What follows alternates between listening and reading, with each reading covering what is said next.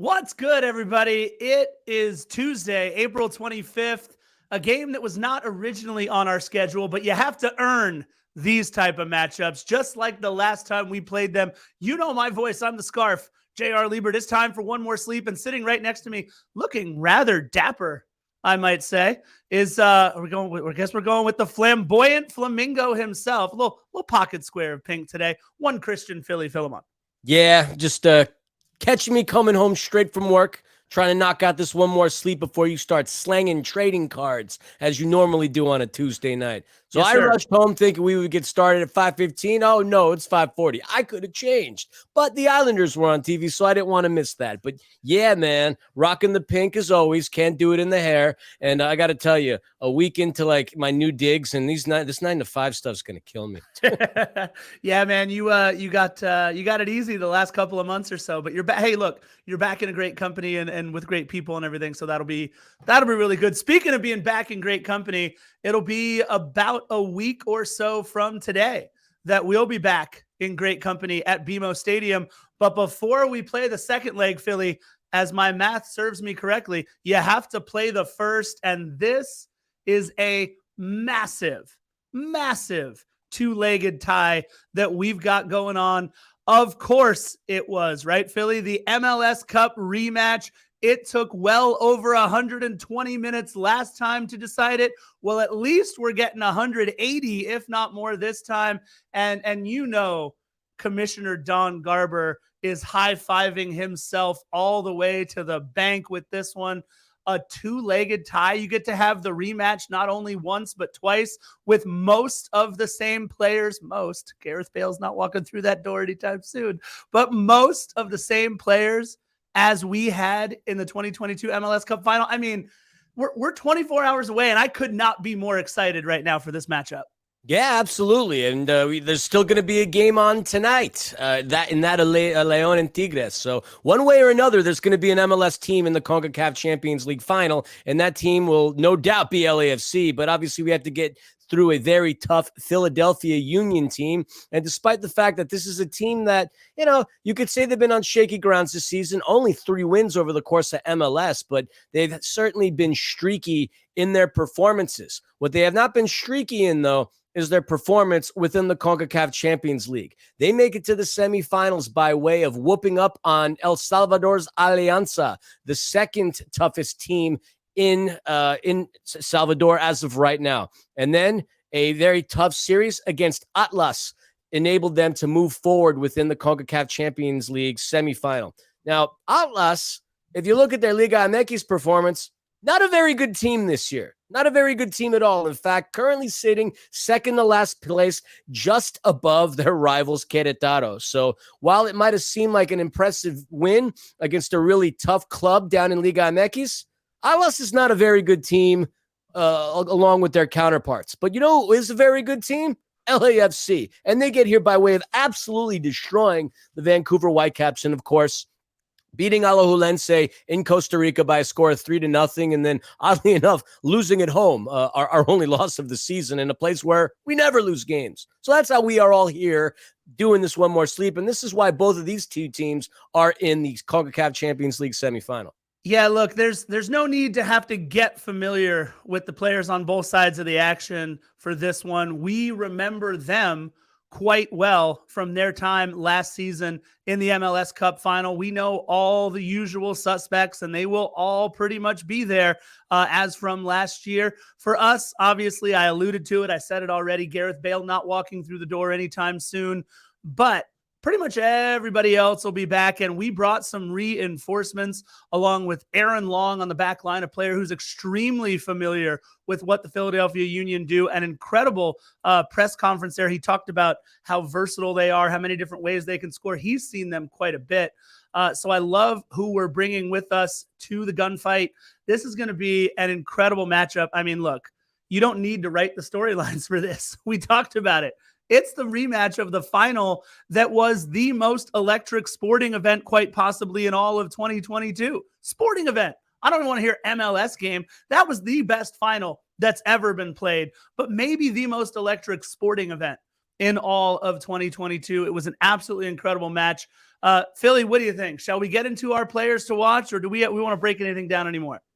The only thing I do want to mention is that we have in our history played the Philadelphia Union on 5 separate occasions. Out of those 5, we have lost 0 times. 0 times. Yeah. But we have only beaten them twice. One time where it really mattered in the MLS Cup final, and what you said is right. One of the most electric sporting events of the year. If it wasn't for that World Cup game that we witnessed between I don't know what you're talking about. France, that was the most, another one of the most exciting games I've seen in this sport, period. But MLS Cup final, near and dear to my heart. But yeah, the Philadelphia Union have tied LAFC on 3 different occasions. And I still have a little bit of PTSD from 2020 because that 3-3 tie we had was the precursor to what eventually would be a global pandemic. So we played the word association game.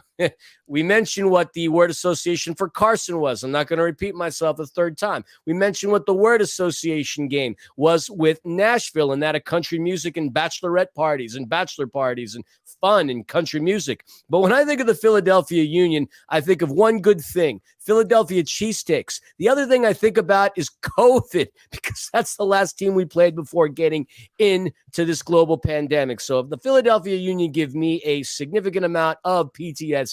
But fortunately, we had the upper hand on them, having taken away silverware from what almost was theirs.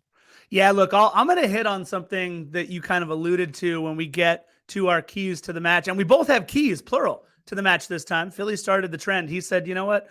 Damn the rules. I'm picking 2. So I've followed suit this time. We'll get to that in just a minute.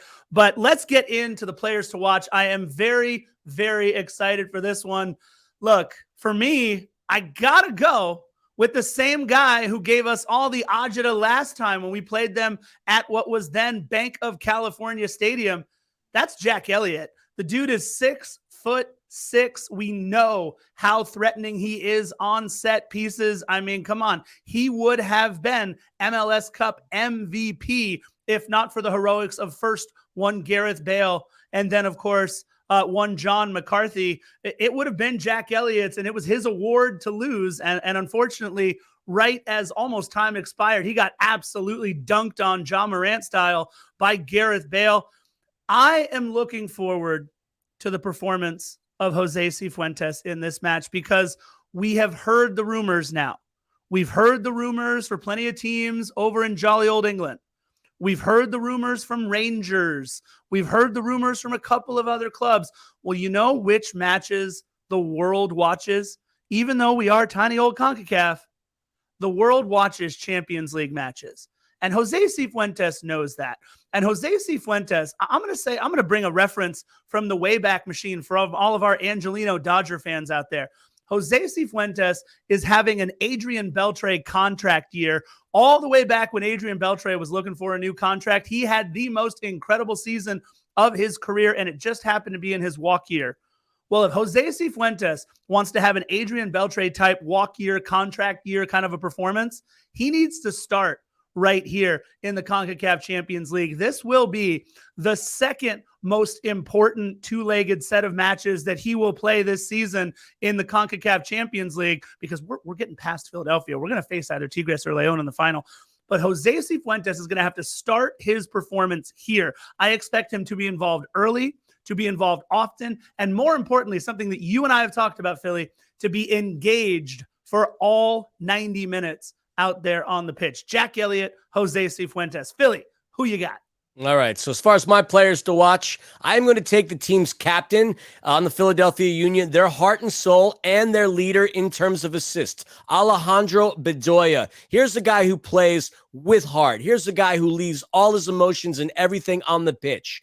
And he didn't get that opportunity against LAFC in the MLS Cup final. He was hurt, got some minutes, but not a full 90 last season like he would have wished. But this time around, him and along with 3 or 4 other Philadelphia Union players have played in all 9 of this team's games. So he's going to come out there. Again, he leads the team in assists. And while they do score goals, they certainly allow a lot. But I think like the heart and soul of this team goes by way of Alejandro Bedoya. So LAFC is going to need to shut him out as the team's leading assist man. That's a player to watch out. As far as LAFC is concerned, Carlos Vela has stepped up big time in the CONCACAF Champions League games. I could have gone with the obvious Denis Bouanga, but I didn't want to pick the lowest hanging fruit. Denis got 12 goals and 5 assists over the course of the 12 competitions that we played in. Carlos Vela, on the other hand, has 6 goals and 3 assists. And speaking of which, Denis Bouanga is on track to have a repeat performance that Carlos Vela did during that 2019 season. Same time frame, same amount of goals. Carlos Vela also had 12. But I think that he obviously steps it up in the big games. We saw it against the Galaxy. We saw him down in every other important game that LAFC's played in this season. Not to say that we've had any unimportant games, but Carlos Vela certainly steps it up in the CONCACAF Champions League. He is the leader on our team in assists. And if anybody's going to get any goals for LAFC, they are going to come by way of our captain. So I'm picking both captains on each team, head-to-head action, Union versus LAFC. These are going to be the players to watch. I absolutely love, especially the choice of Alejandro Bedoya. Talk about somebody who is champing at the bit to get his revenge and his just desserts as he might feel against LAFC. He has been the heart and soul for that team since, the mid-2010s. He's been one of the truly great leaders in all of MLS, and obviously, Carlos, never a bad decision. Let's get into our keys to the match, and my favorite part is we both have keys to the match. I said it already. We got plural ones. Look, the first one for me, the most importantly, we got to string these 3 lines together. We haven't done a whole ton this season in stringing the back line, the midfield, and our forwards and our strikers together with passes. We've done a lot of balls over the top. We've actually had a lot of success with set pieces this season. But I think, again, kind of piggybacking along with what I expect out of Jose Cifuentes, what we hope will be a healthy Timothy Tillman, who's done a wonderful job with that. Obviously, Kellen Acosta, Ilie Sanchez, and I'm throwing his name out there too. Eric Duenas. The midfield play that we have had recently has been incredibly fun to watch. But I think this is going to have to be that match where we string together passes from maybe guys like Ryan Hollingshead, Cheeky Palacios, or more importantly, a player whose passing has been vastly underrated this year, Jesus Murillo. He's been a very, very good passer for us. We're going to have to start to play from the back. We're going to play very direct. Look, Philadelphia loves to play direct. They play that 4-4-2 style that is vertical and it is right at you. I think we are going to have to string our 3 lines together. To me, that's one of the huge keys of the match. But Philly, 2019, even before the COVID PTSD set in, we're talking Jordan Harvey, Walker Zimmerman, Steven Beitashour, Mark Anthony Kaye, Eddie Segura, Adama Diomande, Tyler Miller in net. Those guys were the guys that were on the field the last time we went to Philadelphia. 2019. We have not been there since. And so what I think that's going to be a big factor in this match, what we know more than anything that we're going to see on the field, is the god-awful Philadelphia sports fans. They booed Santa Claus. They booed Santa Claus, people. Look it up. It's for real. There is nothing. Not Atlas. No. Atlas wasn't the terrible fans in that last leg. It was those Philadelphia Union fans. We know how they feel about Los Angeles. We know how they feel about what we did to them in 2022. But most of our players, in fact, obviously, only Carlos Vela was even on the 18 from the last time we played them in 2019 in Philadelphia. So we are going to have to adjust to the hostile at best crowd in Philadelphia. And it is going to be a loud, very heavily attended match from all of the quote unquote fans in Philadelphia. I am looking forward to seeing how LAFC adjusts, plays our own game, and takes all of the brotherly love out of the building early with a quick goal. Yeah, no, I hear you. Look, Philadelphia is known for 2 things. One thing being cheesesteaks, and they're very tasty. The only other thing is the Liberty Bell. And if that's what we have to look forward to, that thing is cracked cracked, much like the fans of the Philadelphia Union. And I'm talking about the ones that came into Bank of California Stadium last year, all polite. Look, the city of Philadelphia hasn't been a great city to live in since the days of Benjamin Franklin. The top city to live in at that part and that time period ended up being New York. So that's my comments on Philadelphia. J-Mac, I love you, buddy. This is just my way of sparking controversy. So I will agree with you on having to adjust to the brotherly love, although I doubt batteries are going to be thrown at any of our players this time around. Don't hold your breath. Were thrown at Santa Claus. Anyway, don't hold your breath. My keys to the game are as follows. And I sort of need to see them because I kind of forgot what I had said. That's right. Frustrate the defensive line by peppering Andre Blake. Now, the interesting statistic that I came across in terms of like what I've been seeing as far as Champions League performances are concerned, John McCarthy leads all keepers in the Champions League with 32 saves. Awesome. He's obviously been getting a lot of action. Andre Blake is third on this list, and he only has 11 saves. He only has 11 saves. So that's a testament to the back line of the Philadelphia Union. Kai Wagner, Glesnes, Damian Lowe. They've got some really good defenders. So if LAFC can pepper Andre Blake early and get scoring early, it's going to take away from any of that Philadelphia Union supporter oomph, and it'll silence the Sons of Ben and obviously silence everybody else all around. That's what the story needs to be that way. As far as the offense is concerned, I mentioned that Alejandro Bedoya was the player to look out for because he leads the team in assists. But I think I was actually wrong. Daniel Gazdag has 7 assists. Thank you, ESPN, for making me say incorrect information. Daniel Gazdag has 2 goals on the season and 7 assists. Their leading scorer, Mikel Ua, but a lot of his goals have come by way of that game against Toronto FC. You shut down these 2 players. For the most part, you've shut down the vast majority of the Philadelphia Union's offense. Obviously, they've got players like Lowe that can score goals. They got other players that can do things as well. But most of the offense is going to come through these 2 players. And as far as offense is concerned, look, this is the same team that couldn't score a single goal against Sporting Kansas City. This is the same team that barely beat the Chicago Fire. 3 wins over the course of the entire regular season. But I will say that in the last 5 games, they've only lost once. So could they be turning their season around? No, because we're going to go into the Union's home and absolutely split them apart, adding another crack into that Liberty Bell. And those keys to the games are how I envision us doing that. I love it. I love it. All right. So score predictions. Now, hold on. First leg of our first CONCACAF Champions League tie. That would be Alajuelense, 3-0. First leg of our Vancouver Whitecaps Champions League tie, 3-0. So clearly, for this next matchup, you guys know what I'm going with, right? All right, let's see the score right up on the screen. 2-2. See what I did there? Hey, hang on. See what yeah. So here's the silver lining of the performance. We're going to have to adjust. We're going to have to adjust to the crowd, adjust to the fans in Philadelphia. We're going to have to adjust to the playing style of the Union. Look, we have a lot of adjusting to do. But the silver lining is this. 2 goals on the road are huge in a tie like this. I think it's going to be a really, really hard-fought match. I think it is going to never be more than 1 goal apart from either side. And I think it's going to be an incredibly intriguing matchup. It's going to be incredibly exciting. Look, we haven't played a bad matchup really in these 2 clubs' histories. This is, in my opinion, the team from the East that has played us the most evenly in the history of our 6 years in Major League Soccer. And I think this being not the end-all be-all, but being just the first of 2 legs, I really do see us looking to score as many away goals as possible. But I do think Philadelphia's potent offense, which they just put up 4 on a very bad Toronto FC team. I know you and I both don't think they're any good, but 2-2 is what I have going for this one.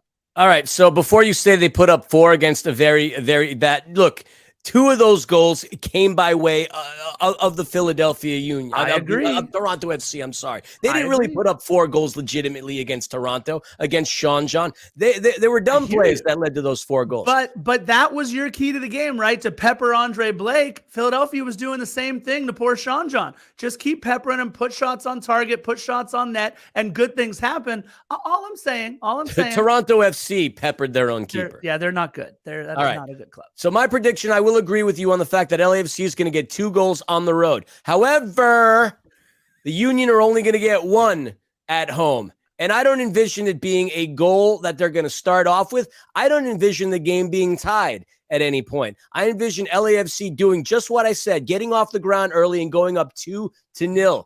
I don't have any preconceived notions that we're going to shut them out. I know they're going to throw everything at us.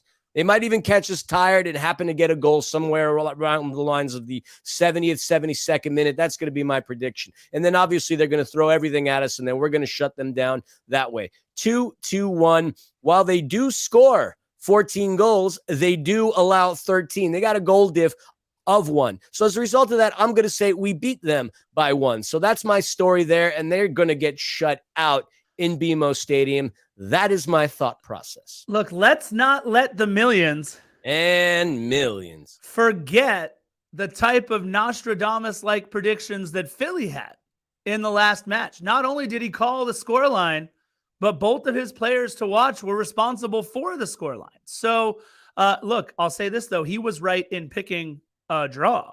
I picked a draw. So we'll see if I'm as right as Philly was last time. Philly, this is a very exciting time in Major League Soccer as well. The U.S. Open Cup, what is this, the 3rd round, 4th round? I don't know, whatever round it is. This is the round where the MLS teams get started. And look, very rarely do I get to say the following and actually be looking forward to it. Shaft Brewer Jr. is playing right now. That's right. Shaft Brewer Jr. is playing for Union Omaha. They are currently losing 1-0 at halftime to St. Louis City, who just can't seem to lose very often this season. Look, it's a fun time. I was really excited. Detroit City FC was up 1-0 at halftime on Minnesota. They've just scored 3 straight goals, though, Minnesota. So looks like the United might be rolling. But shout out to our buddy Lafferty. We got Latif Blessing and the New England Revolution battling Hartford, and it's 1-1 right now. So this is there could be some upsets. If you guys want to watch some really fun football, check out some of these Open Cup matchups. I mean, Charlotte FC is unfortunately taking apart a team called South Georgia Tormenta. I don't even know what that is, but they're a USL 1 team. But it's a fun time of year, man. We got goals all over the place. We got bonus football to watch. We don't have to worry about that yet, though. We don't start until the next round because of us winning MLS Cup. Philly, any update? I think the Tigres Leon game kicks off at 7 o'clock. 7 p.m. Pacific Standard Time on the 25th of April, which for us is today. So keep an eye out on that game. As excited as you are about Union Omaha, I'm a little more interested in Leon and Tigres. So that's what I'm going to be focusing on. One last thing I want to leave you all with, defenders. It's something that Ernst Tanner, the general manager for the Philadelphia Union, said to MLSsoccer.com. He had mentioned, and I quote, "We are arguably not a super club as they are considered. And you see that reflected in all levels, more or less. We basically stand for blue collar and they stand for everything LA." End quote. You're right. We do stand for everything LA. The city of champions. And these champions are going to go into your city, steal and eat all your cheesecakes, crack your Liberty Bell further, and break your hearts so you can come back to California to enjoy the weather in a much better and greater city. But that's the only thing you're going to enjoy because we're going to whoop that ass next week as well. Philadelphia Union, enjoy having made it this far in the CONCACAF Champions League. You did have some success in 2021. You lost to Club America 4-0 on aggregate. And while I did give you 1 goal, I wouldn't be any more surprised than if you walk out of the semis, bowing your heads down, having lost 4-0 on aggregate to us as well. As a born and raised New Yorker, I despise all things Philadelphia. There you have it.